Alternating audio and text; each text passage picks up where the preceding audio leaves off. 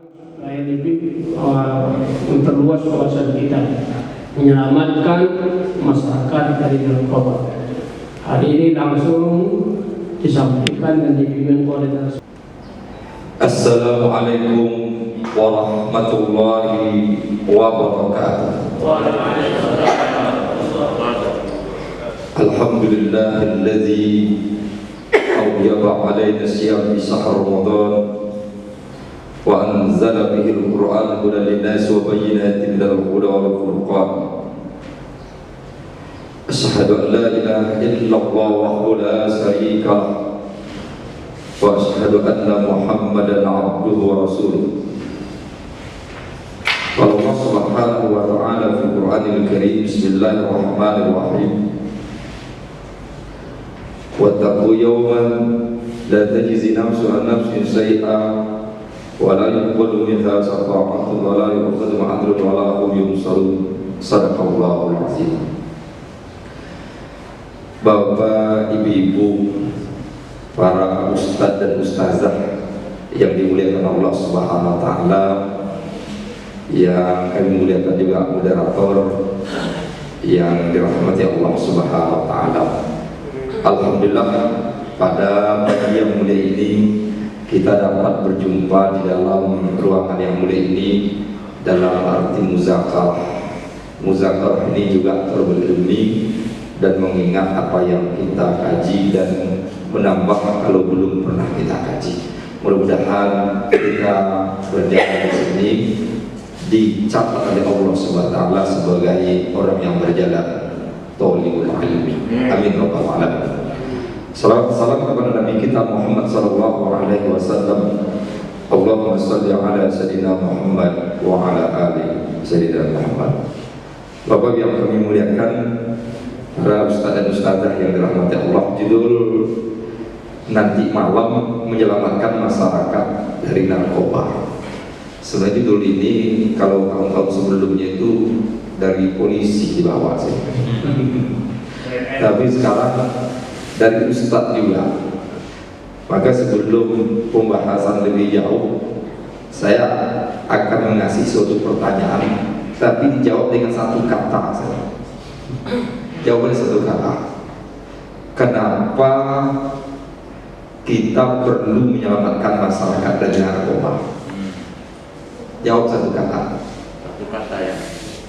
Kenapa kita bisa menyelamatkan masyarakat dari narkoba? Satu kata. Yang benar saya kasih buku. Iman. Sehat. Aman. Sehat. Bahaya. Merusak. Sekarang merusak itu. Mau mana ini? Merusak. Ayo berarti yang ini dulu. Ini merusak yang benar. Ada buku saya 2020.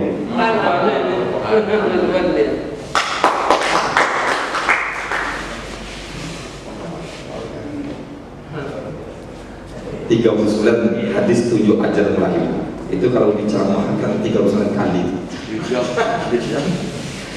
Kebetulan saya lagi ada jadwal di Masjid Al-Falah Darul Mutakin, ini aja saya tutup. Jadi judul 39 hadis 7 ajar Ibrahim. Jadi Bapak Ibu yang kami muliakan, sebenarnya merusak kalau dalam masalah mafsadah. Tapi kalau ada orang mengatakan kenapa kita dosa, pembahasan dosa Bapak Ibu yang kami muliakan, itu sebenarnya orang kalau dosa istighfar selesai.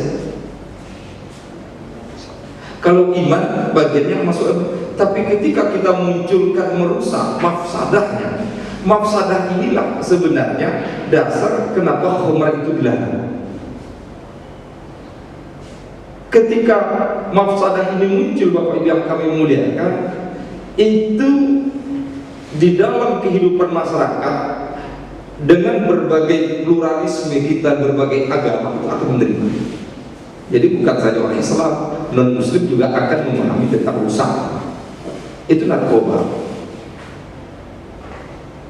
Ketika sampai narkoba begitu Bapak Ibu yang kami muliakan, kita harus melihat lagi masyarakat yang kita selamatkan ini otomatis kan masyarakat Islam. Tapi tidak cukup masyarakat Islam, juga masyarakat selain Islam juga harus ditarik. Sebab kalau masyarakat kita selamat, sampingnya tidak selamat, anak kita jalannya kita kemana-mana, bisa juga kena. Ini Bapak Ibu yang kami muliakan. Saya mulai dari ini dulu. Barangkali kita untuk mengenal itu narkoba itu nanti kalau ditanya narkoba, narkotika, psikotropika dan obat terlarang. Itu jenis. Ada juga menamakan nafza. Nafza itu narkotika, psikotropika, zat adiktif.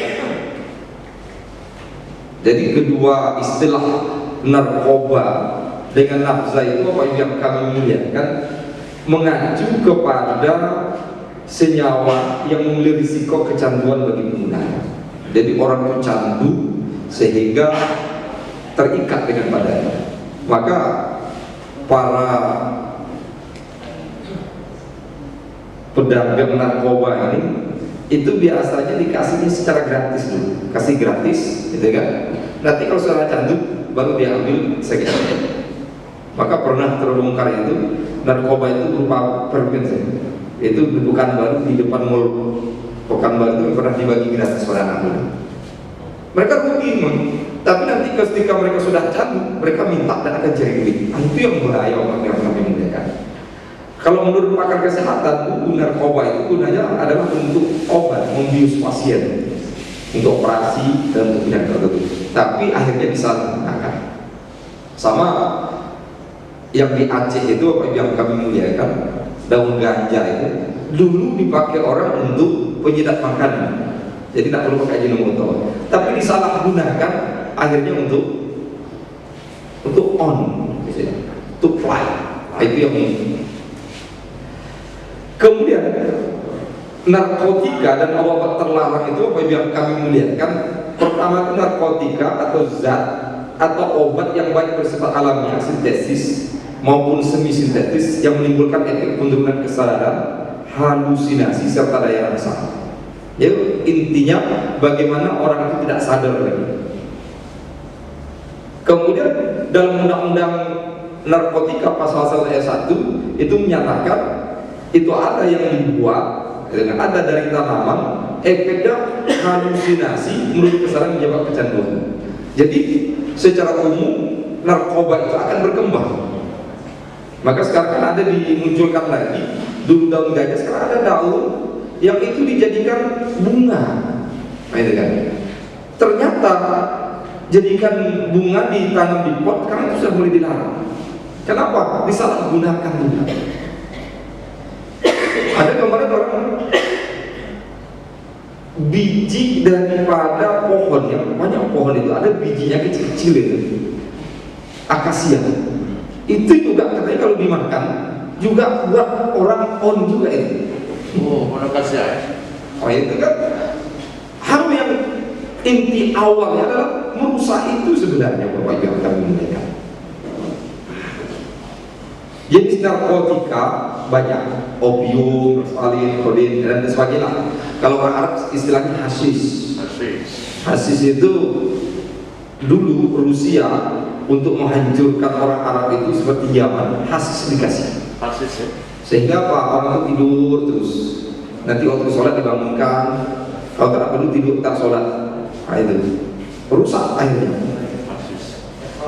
Jenis psikotropika itu ekstasi, sabu-sabu, itu yang sering dikenal kan, dimerol, mabalon, nipan dan lainnya. Tapi ekstasi ini kan berapa banyak ditangkap, gitu kan? Berapa banyak juga yang kena. Kita kadang-kadang menjadi suatu pertanyaan, ditangkap sekian ton, besok datang lagi. Jadi akhirnya kadang-kadang kita jadikan ini ekstasi itu bukan saja sebagai mencari duit, tapi juga untuk mesin pembunuh. Jadi artinya perang itu sekarang bukan perang lagi, tapi perang bagaimana merusak generasi. Jenis zat adiktif, ini alkohol, nikotin, kafein, zat designer. Ternyata alkohol, nikotin, kafein kan ada berada di rokok juga berarti. Maka rokok itu haram itu sebenarnya kafein itu. Kafein. Iya, karena di rokok karena diisap. Coba kalau rokok dimakan, tak haram. Karena kafein itu tidak berpengaruh kalau dimakan. Alkohol, nah ini juga termasuk berbagai macam jenisnya, termasuk situ yang kalau bahasa kita khamar, kalau bahasa kampungnya tua, gitu kan? Atau bahasa apa lagi? Miras, gitu kan? Kalau orang Irama miras santika katanya. Ini Bapak yang kami muliakan tentu berkaitan dengan apa? Merusak jiwa. Sebenarnya ketika masuk dalam proses di sini, maka kita sebenarnya pergi kepada bahaya narkoba. Bahaya yang kami muliakan sekitar 5. Pertama disebut dehidrasi. Dehidrasi, kekurangan cairan. Orang kekurangan cairan baru kejang-kejangan. Ketika kejang-kejangan itu baru tidak merasakan enak. Itu bahaya. Kenapa? Halusinasi. Halusinasi dia tidak lagi di dunia, sudah masuk dunia lain. Jadi akhirnya apa? Dia yang istilah katanya play itu dia sudah masuk dalam dunia lain. Maka nanti kalau orang halusinasi, kalau dimasuk dalam, kalau orang zikir yang begini-gini, dia begini zikirnya. Terus tingkat kesadaran turun. Ini yang merusak otak. Orang makin lama makin narkoba, rusak otaknya, akhirnya apa? Jadi bodoh, dungu dan sebagainya. Yang berat itu mati.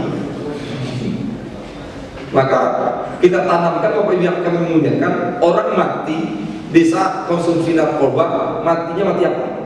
Konyol. Suul khotimah. Jangan dibilang husnul khotimah, suul khotimah. Jadi suul khotimah. Jadi tegaskan, mati dalam minum narkoba, suul khotimah. Karena orang takut. Nanti kalau bilang nanti husnul khotimah itu katanya. Kenapa dia dalam keadaan gila? Salah, ini gila dibuat. Baru gangguan protes itu. Ini tentu seorang yang kecanduan narkoba kalau tidak akan mengkonsumsi, akan beli, maka uangnya habis itu. Seorang anak, kemudian dampak narkoba terhadap emosi. Ini emosi kita waktu yang dia kan sangat sensitif dan mudah bosan. Karena kalau mudah bosan, kalau dia mudah bosan dia cari itu. Sensitif lagi, sensitif berarti dia akan cepat marah, tersinggung. Jika ditegur atau dimarahi, pemakai akan menunjukkan sikap membangkang. Ini kadang-kadang perlu kita perhatikan kalau yang kami muliakan kepada anak kita. Dimarah kok membangkang, ada apa di balik itu? Kemudian emosi tidak stabil. Dan kehilangan nafsu makan, ini yang paling bahaya. Jadi ketika dia kehilangan nafsu makan, dia akan jadi itu. Maka pengobatan di rumah-rumah terapi itu kan biasanya bagaimana makannya dimunculkan lagi, emosinya stabilkan dengan zikir. Maka kalau yang di Jawa itu disuruh lagi dimandikan. Untuk apa? Biar dia dingin. Ini dampak narkoba terhadap perilaku cukup banyak orang yang kami muliakan. Ini kalau dibaca satu-satu banyak. Malas, sering melupakan tanggung jawab, jangan tugas, menyindir keluarga, mencuri uang di rumah, itu banyak itu. Takut akan air, batuk dan pelik berkepanjangan, bersikap manipulasi, suka berbohong, gitu kan, menguap, ya. Termasuk apa? Sakit kepala terus, di sendi-sendi tubuh, banyak dampak perilaku. Kata itu semuanya, dia akan merusak diri orang tersebut. Maka ketika dikatakan la darara wala dirar, tidak boleh membahayakan diri sendiri dan tidak boleh membahayakan orang lain. Maka orang yang mengkonsumsi narkoba itu dia sudah membahayakan dirinya, juga membahayakan orang lain. Apa? Dia juga akan menghabiskan uang itu sehingga kalau dia berkeluarga, uang untuk keluarga tak ada lagi. Kalau dia tidak bekerja, dia mencuri, membahayakan orang lain juga. Ini Bapak yang kami muliakan. Prinsip narkoba berdasarkan ketentuan khumar. Kita pada khumar itu. Maka dimulai dari surah An-Nahl ayat 67, lanjut ke surah Al-Baqarah ayat 219, Lanjut surah An-Nisa ayat 43, lanjut surah Al-Maidah 90-91. Finalnya di Al-Maidah 90-91. Kenapa? Khamar dalam Islam ketika pada awal Islam diterkenal at-tadarruj fi tasrih. Artinya apa? Berkala dalam syariat agama. Jadi khamar itu tidak langsung diharamkan. Kenapa? Karena orang Arab biasa begitu, kalau dilangsungkan maka mereka tidak bisa meninggalkan secara berangsur. Nah, coba kita terima ayatnya Bapak. Surah An-Nahl ayat 67. Wa min samaratin nakhili wal a'nabi tattakhizuna minhu sakaran wa rizqan hasanan inna fi dzalika laayatan liqaumin ya'qilun. Sudah disebut Allah itu. Ini pertama kali dulu. Dari buah kurma anggur kamu membuat minuman yang memabukkan dan rezeki yang baik. Jadi ada sudah dibuat memabukkan, tapi juga sebagai rezeki yang baik kalau dia tidak buat untuk memabukkan. Artinya apa? Sudah ditegur Allah. Ini kok anggur itu kalau kalian jual begitu itu rezeki yang baik. Tapi kalau kalian olah jadi mabuk, sebenarnya mabuk mau kelapanya tak baik. Tapi belum diharapkan. Disinggung dulu, tak baik itu memabukkan itu. Tak baik. Lalu turun ayat surah Al-Baqarah ayat 219. Yas'alunaka 'anil khamri wal maisir qul fihima ismun kabir wa manafi'un nas wa ismuhuma akbaru min naf'ihima. Ini pun belum menyatakan haram. Masih menjelaskan mereka khamr dan judi. Kata Allah, di dalamnya ada manfaat, ada mudarat, dosa besar. Tapi apa? Dosa besar lebih banyak manfaatnya. Artinya apa? Mudaratnya lebih besar daripada manfaatnya. Mafsadahnya lebih besar daripada masalahnya. Tapi belum dinyatakan final. Ini tahapan ini Bapak Ibu yang kami muliakan, yang sebenarnya akan menuju kepada keharaman. Kemudian turun lagi ayat surah An-Nisa 43. Di surat ini Bapak Ibu yang kami muliakan, ini sudah jelas. Ya alladzina amanu la taqrabu shalah antum sukara. Kenapa?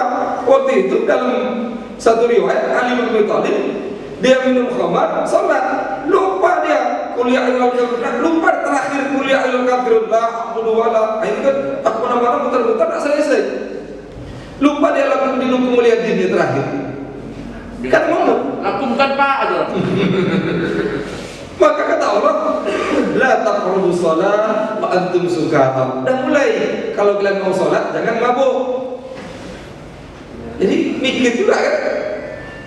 Kalau habis zuhur mabuk, nanti kena salat asar. Lebih kurang lagi kan. Kalau pada asar mabuk, dekat lagi maghrib. Kalau habis maghrib mabuk, dekat isya. Akhirnya apa? Orang mabuk pada isya. Artinya apa? Berkurang mereka mabuk itu. Kalau siang nanti dekat zuhur. Artinya apa? Mereka sudah mulai mabuk ini dikurangi oleh Allah, kurangi. Nanti malam aja lah mabuknya kayak gitu. Akhirnya apa?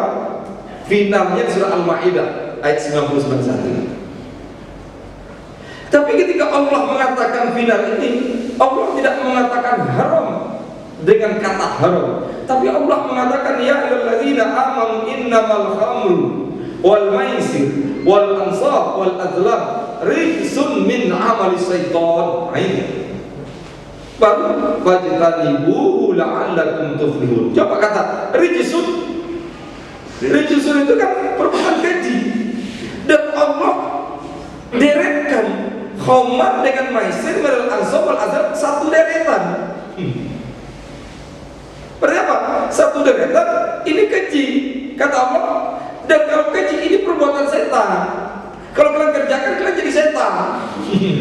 Kalau kalian tak menjadi setan, wajibkan ibu. Dan ibu.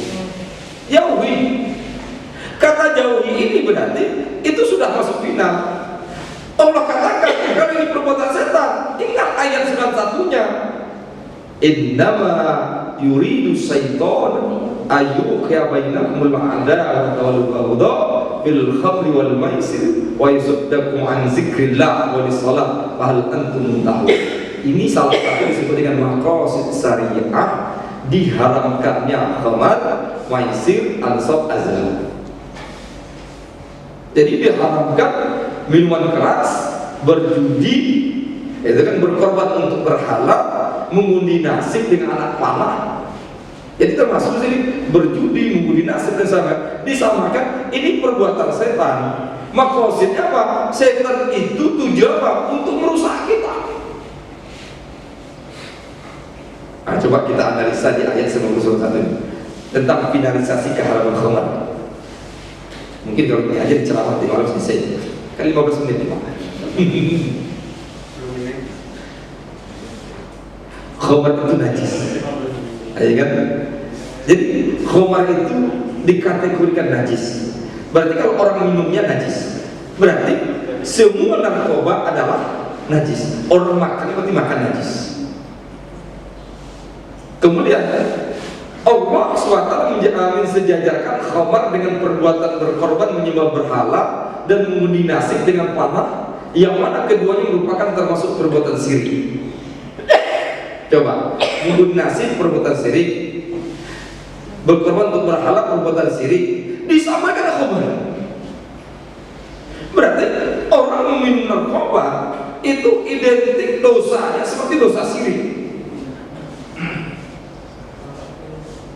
Kenapa? Dia akan menghilangkan Tuhan dalam dirinya dengan halusinasi dan sebagainya. Yang ketiga, tergantung perintah Allah untuk menjauhi dengan kata fajtanibuhu, dan perintah Allah menjauh di sini bersifat wajib. Jadi kata fajtanibu bukan kata haramat, tapi fajtanibu, jauhi. Jauhi ini sifatnya wajib. Kalau sifatnya wajib menjauhi. Kalau wajib menjauhi, orang melakukannya berarti dia akan mendapatkan bahaya. Mulai daripada perbuatan syirik, bahaya daripada merusak itu sendiri.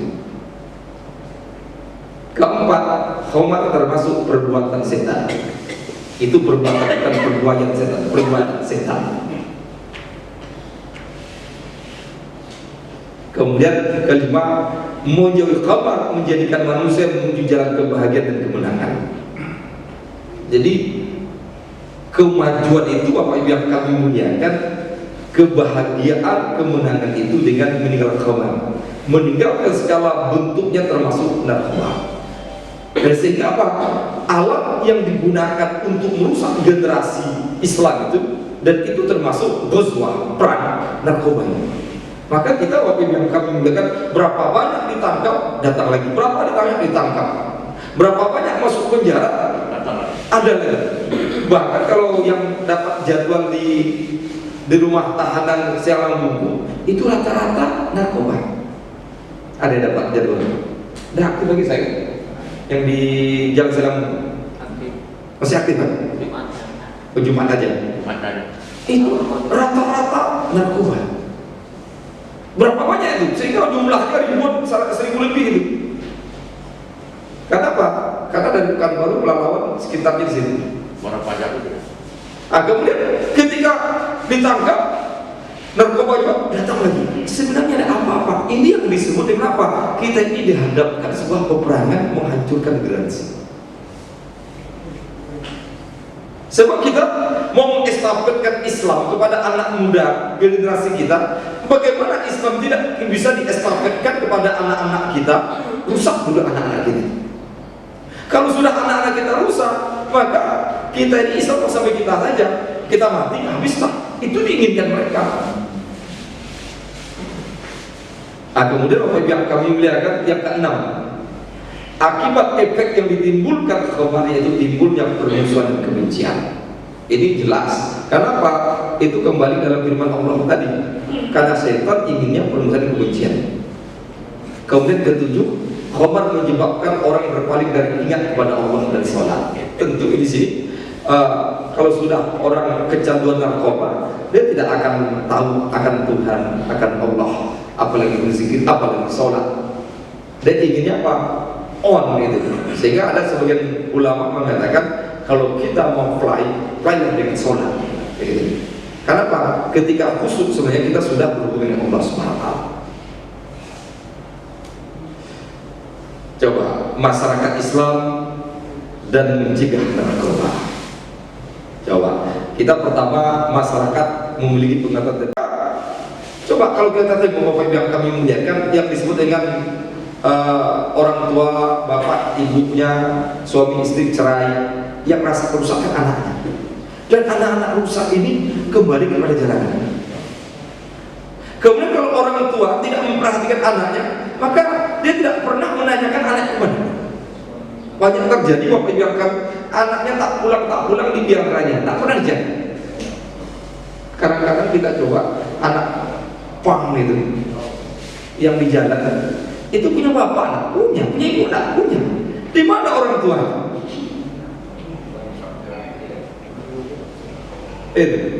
Apalagi sekarang ada yang pakai Vespa atau kemana-mana, nanti di tengah jalan minta uang tuh, minta makan. Allah. Aku bilang ini anak muda besar minta duit, harus bekerja. Karena ada kawan saya ikut mendakwahkan Afam nih, oh kacau Ustaz, kalau tak kuat iman kita hanya berdakwah dalam dunia. Kalau kuat Rasulullah. Kemudian menjadikan gerakan masjid dalam membentuk lingkungan Islami. Nah, masjid juga kita harus kuatkan, Bapak Ibu yang kami muliakan. Kita sebagai dai, masjid sebagai gerakan kita untuk menyatukan. Kalau masjid kuat, insya Allah akan terjadi kekuatan dalam masyarakat. Kemudian apa? Peran orang tua dalam suatu hasanah. Kemudian kadang gerakan jama'i amar ma'ruf nahi munkar. Kita Bapak Ibu yang kami muliakan, sendiri-sendiri tak bisa. Pergi ke tempat orang-orang, hei haram, kita jadi pancungnya. Banyak-banyak loh. Ya. Tapi kalau kita beramai-ramai ini jama'i, maka kalau gerakan jama'i mungkin melalui MDI, melalui lembaga dakwah, melalui MUI, atau melalui organisasi forum masjid dan lain, ini gerakan jama'i itu lebih kuat. Bertablik. Sebab kalau kita sendiri saja yang kami muliakan, itu mudah dihancurkan. Maka ibaratnya persatuan kita harus kuatkan, ukhuwah kita harus kita kuatkan. Maka gerakan jamaah ini akan memperkuat keutuhan kita. Nah ini mungkin perlu kita sampaikan nanti ini Pak Ustadzah, tik terhindar dari narkoba ini, selektif dalam pergaulan. Nah ini jangan, termasuk semuanya selektif dalam pergaulan, selektif juga kalau dia nyebut dengan artis, selektif juga nyebut dengan artis anak-anak muda kita. Jangan nengok orang ini langsung, perhatikan, bijak dalam bergaul. Hindari dunia malam. Wah, dunia malam Islam juga. Karena dunia malam ini, walaupun Ramadan ini dibuka sampai jam berapa? Jam 9 sampai jam 12 banyak orang datang. Siang mungkin dibuka juga mungkin. Birrul walidain, muncul kan birrul walidain ini berbakti kepada orang tua. Sebab kalau anak sudah berbakti kepada orang tua akan mudah menasihati anak, membina anak. Baik ya. Fokus pada hal-hal positif. Hal-hal positif ini maka perlu mungkin Bapak Ibu yang kami muliakan, masjid kita dibentuk lagi remaja masjidnya. Sekarang remaja masjid kita banyak tutup. Tak ada regenerasi tanda. Barangkali kita sebagai ustadz di situ mungkin perlu juga kita munculkan lagi. Kemudian membentuk lingkungan Islami, benteng diri dengan ubudiyah. Ingat masa depan, penting masa depan. Jangan pernah mencoba, nikmati kebersamaan dalam keluarga. Bapak Ibu yang kami muliakan, nikmati kebersamaan dalam keluarga. Apa? Kalau bapak ibunya ini broken home, anaknya berusaha. Tapi kalau bapak ibunya baik, anak juga akan baik. Maka apa? Kebersamaan keluarga ini disatukan dengan apa? Dengan ibadah. Maka kita tanamkan pernikahan adalah ibadah yang terlama dilakukan oleh seorang hamba Allah. Jadi kalau kita menikah umur 25 tahun, mati umur 80 tahun, Berapa lama tuh ibadah? Kalau sholat ibadahnya hanya 5 menit cuma lebih kurang. Puasa ya dari tadi sampai sore paling 9 jam, 8 jam, 10 jam paling lama. Kalau haji 4 hari 2 hari. Tapi kalau menikah ini sepanjang hidup kita. Maka jadikan ibadah yang terpanjang ini adalah kebersamaan untuk bersama-sama menghadap Allah Subhanahu wa taala. Maka tidak ada namanya saya coba-coba nikah, nggak boleh, nggak ada coba-coba ibadah dalam nikah itu. Karena anak muda kita coba nikah dulu, nikah dicoba. Jadi nikah tidak ada coba, dia ibadah. Kalau masuk ya, sehingga apa?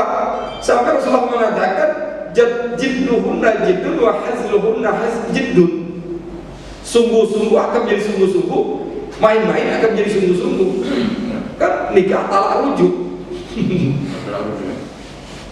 Itu nanti kajian bikin nakahat itu. Ini Bapak Ibu yang kami muliakan, kita tanamkan ya illazina amanu qu anfusakum wa ahlikum nara. Baca saja. Qu anfusakum, ya qu anfusakum wa ahlikum nara. Pelihara dirimu dan keluarga dari neraka. Pelihara itu bukan artinya pakai baju anti api. Memelihara adalah memelihara dengan ajaran Islam, dengan ibadah, dengan membentuk keluarga sakinah, mawaddah, warahmah. Kemudian terakhir, takwa sebagai indikator kita. Kenapa takwa sebagai indikator kita? Bapak yang kami muliakan, kemuliaan yang sejati bagi seorang manusia adalah diukur dari kadar ketakwaannya. Kemudian manusia bertakwa akan diberikan kemudahan dalam semua urusannya. Dan terakhir di surah At-Talaq ayat 2-3, manusia yang bertakwa akan diberikan jalan keluar dari setiap persoalan kehidupan yang dialaminya dan akan diberikan rezeki dari arah yang tidak diduga-duga. Jadi kalau ada orang merasa susah ekonomi, Ustaz, tanya dulu bagaimana kadar ketakwaan kita. Kalau ketakwaan kita kuat, maka Allah akan memunculkan qanaah kalau kita punya rezeki sedikit. Tapi kalau kita kurang rezeki, Allah akan buka pintu yang lain. Maka persoalan menyelamatkan masalah narkoba, ketakwaan ini kita kuat. Sebab Rasulullah mengatakan, ittaqillah haitsuma kunta. Bertakwalah kamu di mana saja dan kapan saja kamu berada. Inilah barangkali Bapak Ibu yang kami muliakan kajian kita pada pagi hari ini sebagai muzakarah. Akhirul kalam. Assalamualaikum warahmatullahi wabarakatuh. Waalaikumsalam warahmatullahi wabarakatuh.